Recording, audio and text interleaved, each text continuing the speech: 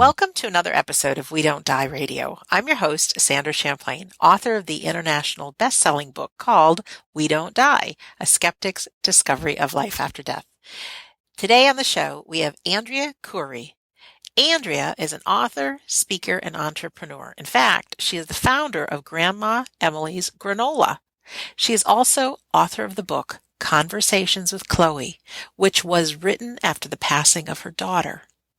Andrea is committed to help those who are grieving and bring hope. She tries to live by the 4 rules: have patience, avoid frivolous issues, meditate every day, and love thyself.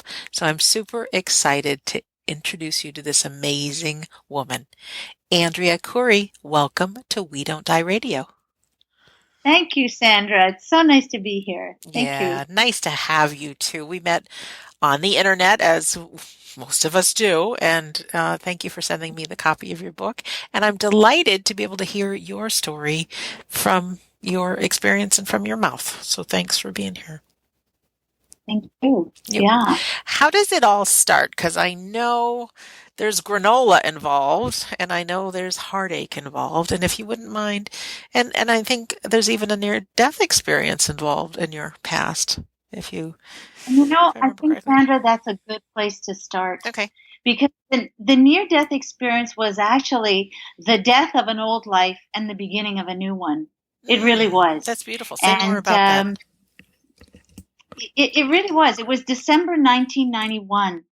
And it was actually the day of my grandmother's funeral. And I woke up that morning and saw sort of a vision in front of me. And I knew it wasn't a dream because I remembered every single detail so accurately. And I saw myself and my husband walking on a snowy sidewalk. And I saw that a car came from behind and hit us. And I heard his voice, and I even saw the make and the color of the car. So this was at about 7 a.m. And then I forgot about the vision. And we had the day, and we had the funeral, and it was a long day. And that night at about 10 past 10, we left a reception. We were walking down a snowy sidewalk, and then the vision that I had seen that morning happened. Wow. And we were hit. Yeah, we were hit by a car. And as I was flying through the air, he actually said the exact words I had heard him say that morning. And at that exact moment, I just relaxed, and I knew that I was being sort of protected. I knew that I had been prepared, and I said, okay, whatever happens will happen. And so I was hit and went through the air and hit parked cars and eventually came out of my body, looked at the scene, and then I had that incredible, magnificent experience of being drawn towards the light. And it's funny because even to this day, one of the things that I remember the most is that I was addressed by name. And I was always blown away by the fact that they knew my name. Like, who am I? And they said, Andrea, do you want to stay or do you want to go? And my children, Sandra, were 1, 3, and 5 at the time. Wow. And I said, I don't know how many bones are broken, but I have to go back. And he asked me again. He said, do you want to stay, Andrea, or do you want to go? And I said, I'm going back. And then I went into this vortex that I remember I had to hold on because it was whirling so fast. It was like being in a whirlpool. And then I slammed into my body. I woke up, and I knew my life was not going to be the same. Mm. How much injury did you have from that? Believe it or not, I had a run in my pantyhose. Oh, I had on it was December. It's a miracle. It was it's a miracle. My body was completely black and blue. I couldn't hold my baby for months and months. My mother would come over every day and rub me with castor oil. If anybody has tissue or muscle injury, boy, I tell you, it works. And a year of that, and plus a lot of yoga and physio. But all I had was a run in my stockings, and they took us to the hospital that night, fully sort of enclosed with the neck brace and the whole thing. And they did all these tests and x-rays, and they just couldn't believe that I had not broken one bone. Incredible. Yeah. Incredible. So from there, you started your life over. I mean, did you Talk Well, about from that. there, Yeah. it was as I was being loaded into the ambulance, I remember looking over at my husband who was in a stretcher right beside me, and I said, "You know what?" I said, "Something or somebody has gone to a lot of trouble to save me, and I'm going to make my life count, and I'm not going to live without love." And I ended my marriage basically right then and there in that ambulance. It took him a few months before he agreed to go, but uh, that was one of the short-term effects. But the really long-term effect was that I started to have these abilities that I really had no idea how to use. I didn't really know what they were. I kind of messed around with them, forgot about them, didn't take them seriously, and Like, what do you mean? eventually What do you mean by ability? Sorry to interrupt. well, the most obvious one was that my grandmother, who had died and been buried that day of the accident, started talking to me, and I could hear her as clear as day. Hmm. And one day, about 5 years later, in 1996, she said to me, "Andrea, we're going into business." I said, "What?"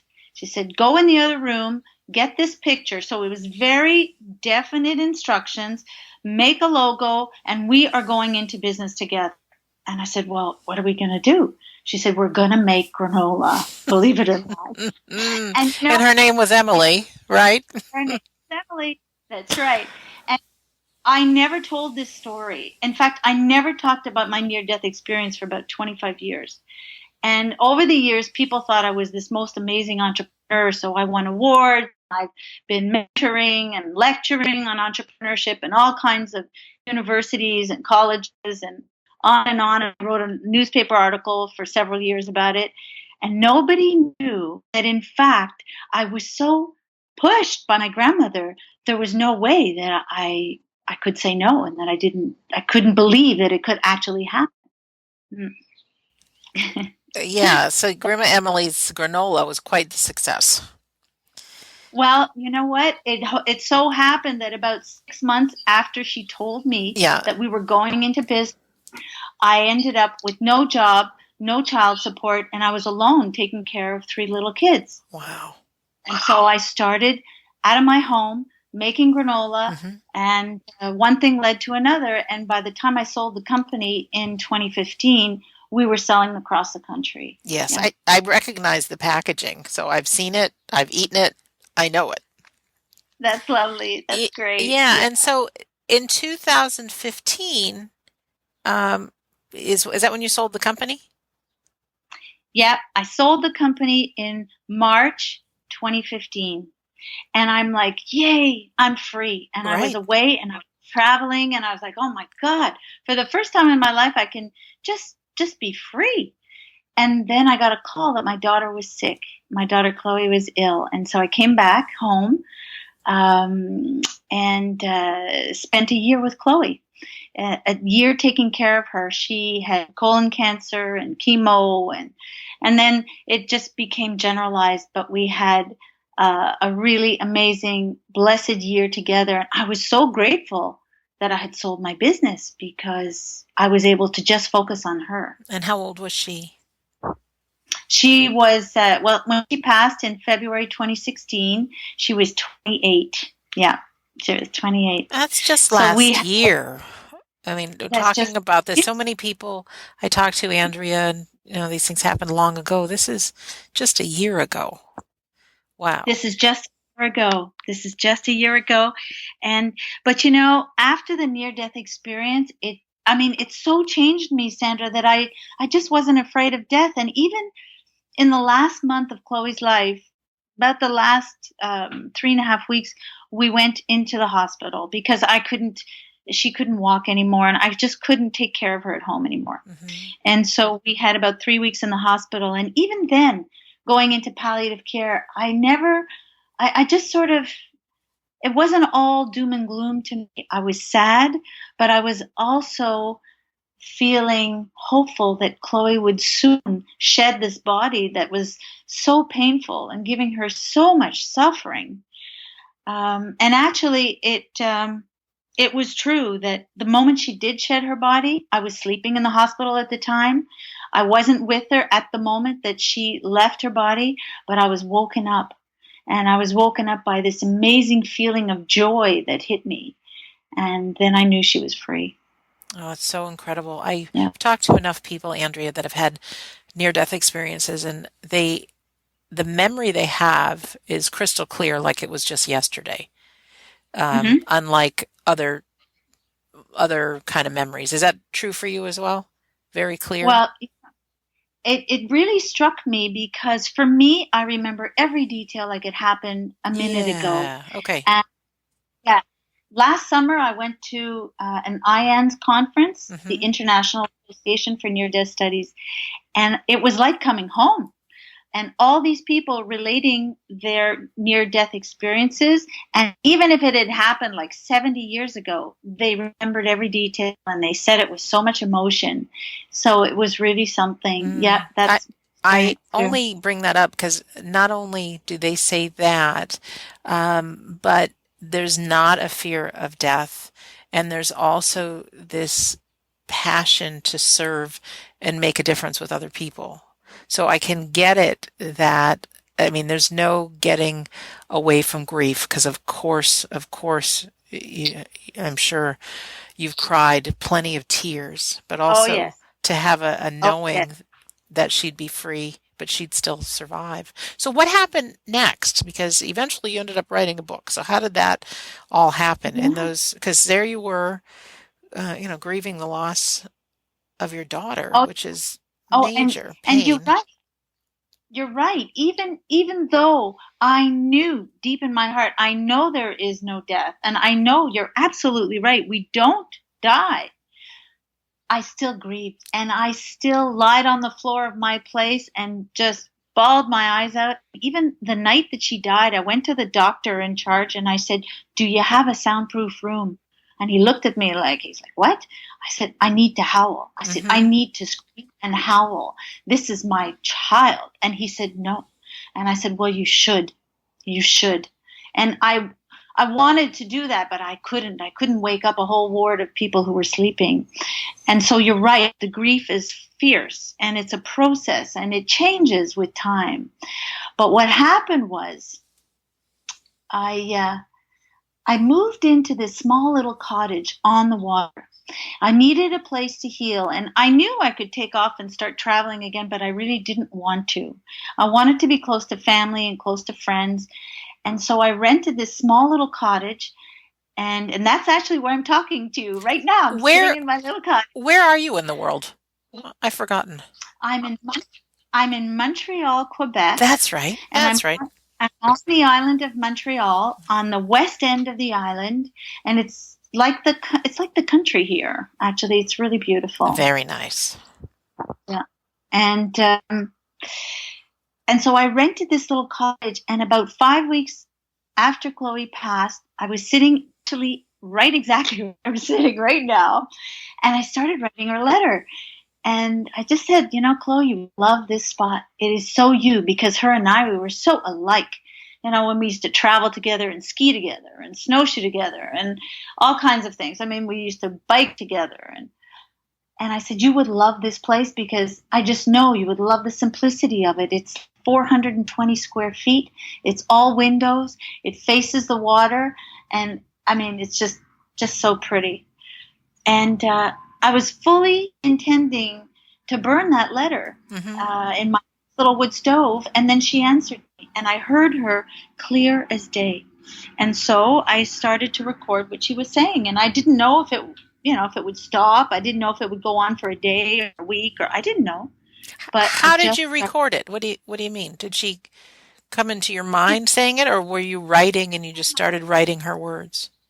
That's right. And sometimes what she would do is, but I had heard her a few times Hmm. actually, even before, like the night that she died, I was sitting with her and I felt her right beside me. And she said to me, Mom, thank you so much that you're calm because it really helps me. It helps me that you're not hysterical. And so I learned something from that, Hmm. and, And the day of the funeral, I could feel her there with me. And so I just sort of would wake up in this cottage around 4:30 in the morning. That was really the time I wrote. And sometimes I would actually almost feel her nudging me, like pushing me, like, okay, come on, let's go. Time Come to on, write. get up. Time to write. And it was a great time to write. It's like the time of day when your mind is clear and there's no noise or any kind of energetic, there's no consciousness around you that's sort of distracting you. And so I would write, and I would just listen, and I just didn't doubt, and I just started writing. And then I told her, I said, Chloe, I have to know that this is 100% authentic. Because if these words are going to affect other people, if they're going to help other people, they have to resonate.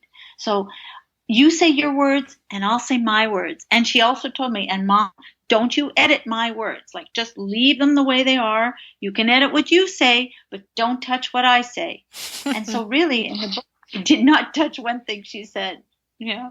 So it's called Conversations with Chloe. And does it read like a dialogue between the two of you? It does. It's a dialogue between the two of us. And so what I've done is the different people have read the book, and it's interesting. I thought that it would be Chloe's words that would be the most fascinating, that would be the most of interest to people. But in fact, it's different things for different people. For some people who have gone through loss, it's the idea of hope. For others, it's my journey. For others, it's the conversation. But it's nice to know that it's touching people in different ways, but it's in the way that they need. Yeah. Yeah. And what kind of things came through her? Were there things that you were surprised to hear? Oh, yeah. Yeah. Totally. Tell us. One of the things that I told her, I said, Chloe, you got to give me stuff that I don't know. It's almost like asking for evidence, you know? Yes, yeah. So she would often tell me words that I didn't know. And that was one of the key ways I knew it was Chloe, is she would come up with these crazy words that I had never heard. And so I would have to look them up in the dictionary, and then we would have conversations about them. Chloe was quite the wordsmith. Like, she used to write a lot of poetry, and she had a great mind. So that was one of the things. But one, I think, of the most significant things she gave me was just her insights to life after life and what it's like. Yeah. Can you talk a little bit about that? I know we have not only many parents listening that have lost a child, but I think pretty much all of us that are listening right now have lost someone, and always curious to know where they go to when they leave us. One of the things she told me was that she was in an in-between place. She said, the only reason I can hear her so clearly and have this conversation, like we're having, Sandra, it was that clear. It was that easy to hear. She said, because Mom, I haven't crossed over yet. I'm just sort of in between. And she said, there's this cord between us that I haven't yet cut. And so I'm in this in-between place, and I'm only here for us to do this project. Interesting. And yeah, one of the things she talked a bit about, it was really nice. She talked about who met her. She talked about how fabulous she was feeling. And she gave me something which actually took a lot out of me physically to take down. She called it the 12 steps to bridging. And it was sort of like her 12 steps, because we had been talking about different things that had 12 steps. So she created the 12 steps to bridging, which is how you can hear your loved ones, and tips and ways for people to actually, do those steps and practice those steps and be able themselves to communicate, because God, our loved ones are always trying to reach us. Always. Are there any that you can share with us, any of these steps? Oh my gosh, for sure. You're so cute. For sure. I know I have your book, but I want you to do the talking. People say sometimes, Sandra, you talk too much. Let the guests speak more. So I'm trying. Well, that's what's happening today, is it? It's happening. You know what? Okay, there were 12 of them. Mm-hmm. But I can tell you that one of the most valuable for me, is number 6, which is raise your vibration. raising your vibration. And there are a lot of ways for us to raise our vibration. Number one, we have to get calm. But number two, we raise our vibration by the air we breathe, by the quality of the water we drink, by the food we eat, and also by how we get our energy to rise. So things like crystal bowls, or listening to certain kinds of music, chanting, all great ways to raise vibration. And I think that they do come down and we do go up. So as much as you can raise your vibration, that will really, really, really help us connect. And it's doing Yeah. things that make you feel good as well. I believe, just from my own experimentation, it's hard when we're grieving, and so many people want to have a sign, but very often it's not till we can actually feel a little better. And I think that, grief does bring down our vibration. It's my There's two no cents. question. You're right. Yeah. Yeah. You have to be calm, Yeah. peaceful, feeling a sense. And I think actually, the idea that all is as it should be, and this is so hard, even Oh for my me to accept. gosh, it is. I've heard it as all is well. What are you kidding me? All My is daughter as just died and all is well, you know? exactly like and all I want to do is howl, and I'm sitting there trying to memorize her freckles on her left forearm because I don't want to forget the Yeah. physicality of her, and I'm with them, and then they cover her and they put a sheet over her body and they're Oh. taking her out of the room, and it's like, you mean I'm supposed to believe and know that all is as it should be? Mm-hmm. All I want to do is howl. But when you move past that initial deep grief and you realize that there's so much more going on than we know, you can really begin to internalize that all is as it should be. When you're calm like that, yeah, that's when you can hear them. And that's when they can get through, because they're always trying. But if we're all messed up and we're all in grief and even if we're too excited to communicate with them, it gets tougher for them to come through. Mm-hmm. I have, I'm going to plug my book, but I'm also giving listeners a free copy, so I'm not pushing it on anybody. But Yeah. if you go to my website, WeDon'tDieRadio.com, and there's some words at the top, says click here to join the Insiders Club, and it says you'll get a free chapter of my book, but it's actually the whole book.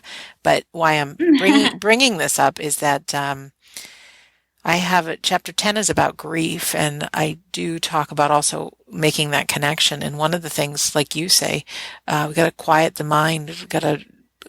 I've got a chicken doing a cock-a-doodle-doo outside my window right now. I'm hoping nobody can hear it. I thought, oh no, the chicken. But it's quieting our mind and slowing ourselves down and getting in the present moment helps grief. And then it also does provide a space where you'd be able to hear. So if anybody wants to use that, feel free to, get that right there. But, yeah, but I want to talk obviously more about you. And did Chloe teach you things about grief? I know you said here the needs of the grieving. That could very well have come from your experience. Oh, yeah. One thing I really realized, people think that if their loved one has died and they didn't get a chance to say everything, or they didn't get a chance to forgive or ask for forgiveness, or the relationship continues. The relationship is still happening right now. One of the things Chloe told me is, Mom, if you could see all of us, you wouldn't believe it. We'd be bumping into each other all day long. And that just like blew me away. She's like, we are so present in your lives.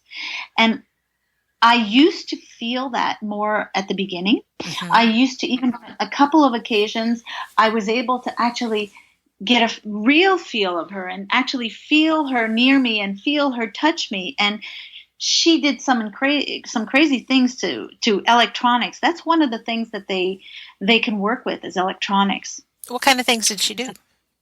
Well, for instance, first she would put a suggestion in my head to say to me, okay, I remember one day when you did something really nice, and one day when you did something really nice. And for the year that I was taking care of Chloe, I used to do recordings almost every day. I still have them. Some of them were just my observations on what was happening with her illness and how difficult it was, or the heartbreak of my child going to sleep at 7:30 every night, even on a beautiful summer night when she should be out with friends, or whatever it was. And some of those recordings were her.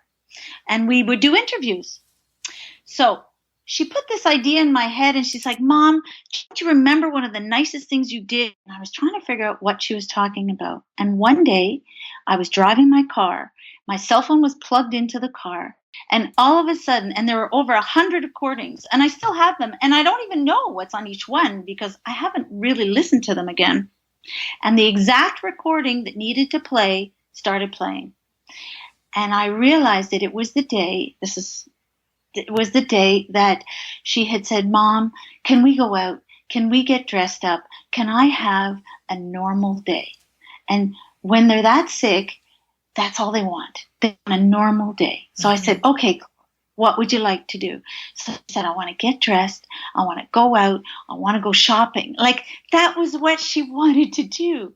And she was really ill at this point, and it meant get the wheelchair and the whole deal. Anyway, we did it, and we went out, and we went to the mall. And I remember the looks of the people, as we were in the mall, because Chloe didn't look very well at that point. And it didn't matter. And she wanted to buy that new scarf, and we did. And I still have that scarf, of course, and I wear it often. And it just sort of was special that she was able to make that recording on my phone turn on all by itself so that I could remember exactly what memory she was talking about. So it just started playing on your phone by itself. It started playing by itself. I know that's never happened since, and I don't even understand what kind of energy it would take to make something like that happen. But it did. Yeah. I remember at one point in the book, it's interesting because it's just a conversation, and it meanders all over the place, like every conversation. And at one point, I'm talking about the fact that closer to the end of her life, she spent a lot of time sleeping. And so I had time on my hands, and I started writing a play. And she asks me in the book, she actually says, Mom, do I have your permission? Can I read your play? And I thought, wow, that's cool. Mm-hmm. In other words, it's kind of like it's my private property, and she could sort of clue into it and know it, but she's asking me if it's okay if she has my permission to do that. I said, sure, Chloe. And then she knew it. And then we started talking about it. Yeah, it was very special. That's very cool. Andrea, you're writing. I know you've gotten a great response from your book, and you've definitely are on the path of helping a lot of parents and grieving folks. But you are at work at a second book. What is that about? Yeah, well, it's interesting because I realized that grieving parents, and I know just for myself, I love to talk about Chloe. And I just felt that I was looking for books, and I wanted to see what other parents had written and something to help me navigate through my grief. And I just couldn't find what I was looking for. So I said, you know what? I can't find it. I'm going to write it. And what it is it's just a book of, it's a book of testimonials. And it's other parents who have gone through their own loss of their own child, fathers and mothers. And it could be recent as just, within the last few years. And for one mother, it's like over 30 years ago. And she's thrilled to talk about her son that she lost 30 years ago. So that's what it is. I meet with them and they talk. And what I am so amazed by is that, boy, do they love to talk. Yeah. Oh. And they talk. Yeah. And to have somebody to listen is so important. Just to listen, that's it. And it's not like I'm a trained psychologist or anything. I know there's no feedback to give. There's nothing to say. There's no way to make this easy. It's the most difficult grief. It's the worst thing that could really, almost the worst thing that could ever happen in a person's life is to lose their child. We love our children so much. And we love them from the moment. As a mother, it's like from the moment, no, you've conceived that child and that child is in your womb, you have a relationship with that child. Yes. And one of the coolest things, Sandra, okay, one of the coolest things was after the book was finished, she said, okay, Mom, it's time for me to go. And it was very sad. And she told me what to do. And she sort of told me, this is, and she was walking me through the process of letting her go. And then she was gone. And I felt this sort of massive emptiness in my life. And then sometime later, whatever, a few months, she came back and she said? She said, Mom, I'm looking for a new mother. I said, what? I said, I'm your mother. She says, no. She says, I'm looking for a new mother because I have a son, Daniel. And she said, I'm looking for a woman, for Daniel to fall in love with. And then I'm going to come back. And I'm going to come back as his son. I'm going to come back and be your grandson. And I am going to love you so much. And I was blown away. I know it's cool. Yeah. Well, it's funny. Someone just put a message on one of the videos on YouTube that they just can't buy into reincarnation. And I like the idea of it. Of course, I'm not going to know for exactly what it is or isn't till my day comes. But, so that her coming back is... I feel, it's like if they don't believe, it's okay. There's an expression that nothing worth doing can be achieved in one lifetime. So I just know that I had to put this book out there. Yeah. Because I didn't want to. I said, Chloe, I don't need to write a book. I said, I'm a very well-respected entrepreneur. I've won awards for entrepreneurship. I speak about entrepreneurship. Why should I put myself in a situation where I could be judged, I could be criticized? And she's like, Mom, you have to do this. This is our mission. This is what you are meant to do. This book is a gift, and it's for you to take it out there and just get a few seeds here and a few seeds there and plant them right and left and let conversations begin. And so that's what I'm doing. And if somebody, doesn't want to believe, I totally respect that. I respect everybody where they are. I'm just offering what I know. Yeah, and I always believe if something fits, take it. And if it doesn't, don't use it. I like the idea of reincarnation because it's recycling. Why just, especially some kids that have just come into this earth for 3 months, like that's it for their soul. I don't know. So there's plenty of evidence through the work of Dr. Ian Stevenson, researching over 3,000 children and their stories, and they're mind-blowing. So that tends to make me think it's real. What else do you want to say, or should I have asked you that I didn't ask you? It's always a little something. Or maybe just share a little wisdom to brighten our day today. Any thoughts about just making our life a little better, or some perspective? You know what I realized? As time goes by, everything gets a lot simpler. I used to do a lot more rituals. I used to read a lot of books. I still read. I always have actually 3-4 books on my night table going at the same time. But I used to be much more seeking and learning and questioning and wondering. And I finally decided when Chloe said, Mom, stop doubting. Just stop. That is the one thing that will stop your progress, that will block you from feeling the joy of this connection, is when you doubt. And I just decided to stop doubting. And it made all the difference. Yeah. And it takes a conscious choice because, of course, I'm sure people are like, well, how do you stop? It's... You just stop. Yeah. You just say, okay, my ego is telling me this can't be, this is impossible. Yeah, that butterfly's been following me for the last, 350 feet. A butterfly doesn't follow you for 350 feet, but, how could that be a sign? But what if you just turned it around for a minute and just accepted that every time you think something is a sign, maybe it is. And look at it that way and just see how it feels. you know? Mm. And if you say to yourself, well, it's not reality and we can't prove it, well, sometimes you have to go beyond seeing to believe, and you just have to believe, Yeah. and then you'll see. That's it. If I can share Mm. with you one quick story, when I took a mediumship class back in 2005, I think it was, I wanted it so much to be real that life after death was real. And Andrea, I started my journey from a fear of dying, but I took a course in mediumship, and what the exercise she gave us, because I'm thinking I'm no medium, I can't do this, but Mm. she says, you don't have to. This is what we're going to do. I want you to pretend that you're a medium and you can see a person standing behind the person you're working with.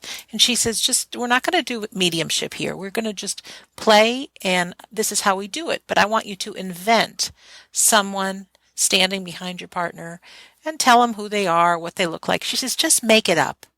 And Mm. because I had the confidence to make Mm-hmm. up something in my imagination, I told this lady, I'd never met her before, that I saw a man standing behind her. I saw a gap between his front teeth. I heard the name Jan. I see a fishing boat. I'm saying he's a fisherman in Denmark. He's your grandfather. And there were some more details. But it just, because I was free to just make something up and use my Yeah, imagination, guess what happened? When I opened my eyes, I got every detail correct about her grandfather. there you go. And that There comes you that comes from a confident mind who didn't have to go. be a medium. I just could make somebody up, and I got a great imagination. So to stop doubting and to pretend as if you can communicate, guess what? That allows communication to start. That's Everything it. I've learned, got to have confidence. And like my dad always said, whether you think you can or you think you can't, you're right. I think that's Oh, that's it. a Henry Ford quote actually, but Dad said it a lot. So, Yeah. yeah, be confident, don't doubt. Boy, it takes something to stop those thoughts in their tracks. So, ooh, boy, baby. You, there's another expression that I love is that if you want to take the island, you've got to burn the boat. You've got to commit and just do it. That's it. If you want to take the island, burn the boat. And when I started writing this book, and at first I thought, oh my God, is this really happening? And then I said, you know what, Andrea, just burn the boat. Just burn the boat of doubt, and that's enough, and just go with it and see where it goes. And it just went every morning, and it was so effortless. It's like the way you told that woman about her grandfather. You just Yeah. went with it. That was it. And out it came. And out it came. Yeah, And she came up. That's it. it's amazing. And Right. and be for all of us to not give up, I guess. Sometimes we dabble in something and if it doesn't happen right away, we give up. Or if we've lost our loved one and we haven't had a sign and it's been a few months, we give up. Don't give up. Don't give up. That's right. Don't give up. I listened to one of your recordings with Suzanne Watson, I believe. Suzanne Wilson, the Well, medium. yes. And I loved the way she talked about imagine a place and go to that place and tell them you're going to meet with them in this place. And what it does is it just keeps your mind every day. You take a minute or half a minute and you just focus on this meeting that's coming up. And just the power of always going back to that thought and always engaging with your loved one, it's going to bring results. It's bound to bring results. But like you say, you just can't give up. You can't give up. Yeah. Can't give up. And it's so worth it. It's so worth it because it lightens completely the burden of death. It doesn't take away the grief. You're going to grieve. You're going to cry. I'm telling you, Christmas Day this year, I mean, I was with family and everybody's having a nice time. Nobody asked me about Chloe because nobody knows what to say. Mm-hmm. And I just, and being there, I locked myself in a bathroom and I just didn't want to come out. So the grief is real and it's necessary. It's part of loving and it's part of losing. And it's so important to manage those losses though, because if we don't, they're just going to keep happening because life is all about loss. Yes. And if I could fast forward people 10 years from wherever they're grieving right now, and then actually look back at the difference that time in your life made. I mean, uh, man, many wise souls are saying, that life is it's an education for the soul. And the most education we get is through the suffering and the hardest times. I mean, it's a hard pill to swallow. But even looking at myself, it took some of the hardest things to get to me where I am today. Well, my dear, our time is about up, and I know you have plans this evening. So how do people get in touch with you or purchase your book? Well, they can purchase the book on Amazon. Mm-hmm. It's either by ebook or softcover. Conversations with Chloe, it's called. Mm-hmm. And just below this episode, if you are listening on YouTube, I have a link for you to purchase it just in the description below. Okay? That's great. Yep. That's great. And thank you so much. Yeah, when you have your next book out, be sure to let me know, because somebody could be listening to this episode right now and the book's already out. It could be, 2018, 2020. You just never know. Well, Andrea Courey, thank you so much for being our guest today. Thank you so much, Sandra. It was really a pleasure. Thank you. And for our listener, thank you as always for giving us your time. Reminder, you can go to WeDon'tDieRadio.com, click on Insiders Club, and get a copy of my book and a very healing audio called How to Survive Grief. And as I've been reminding people lately, I will be speaking live and in person in Scottsdale, Arizona, September 15th through 17th at the State-of-the-Art Afterlife Research and Education Symposium, which Suzanne Wilson is going to be there, the medium that Andrea just spoke about, and 26 other people, all on the cutting edge information about the reality of life after death, communicating with our loved ones, dealing with end of life, and it's really special. And if you can't make it, I get it. But go to the website anyways, join the organization. I think it's $25, and then you'll be on the mailing list for so many good things which are coming your way. So in closing, my name's Sandra Champlain, and I've been your host on We Don't Die Radio. And like Andrea's 4 rules, have patience, avoid frivolous issues, meditate every day, and love thyself. So I want to thank you for listening, and we'll see you soon.